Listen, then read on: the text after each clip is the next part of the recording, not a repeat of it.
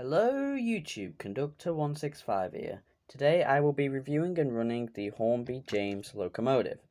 James is a mixed traffic engine and was first produced in 1989 to the year 2014, where he was temporarily discontinued till 2016, where he was produced for another 2 years to 2018, where he was permanently discontinued. He is based off the Triang LMS 3F locomotive, just with altered moulding as seen on his smoke box where it's been extended. He was featured in multiple sets, one of them including James's passenger train set as shown on screen now, where it featured James and 2 of his coaches. I own one of them now, but I do not own any others currently.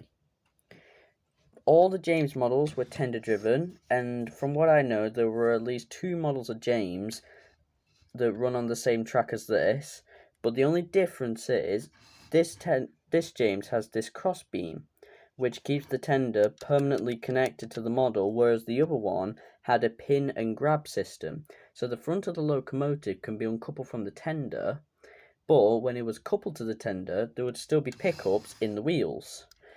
This engine has the pickups in the front, but can never be detached from the tender.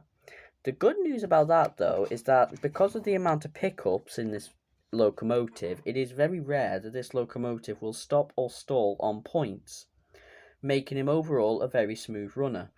His wheelbase is a 260, and he is just featured with so much detail, which I'm going to show you now. You can see some of his coal there.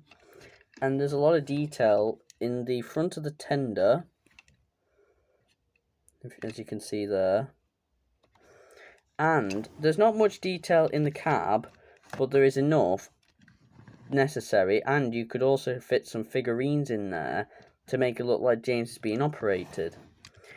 And one nice feature I like about James is that because of all the black and red, it gives an RWS vibe about him.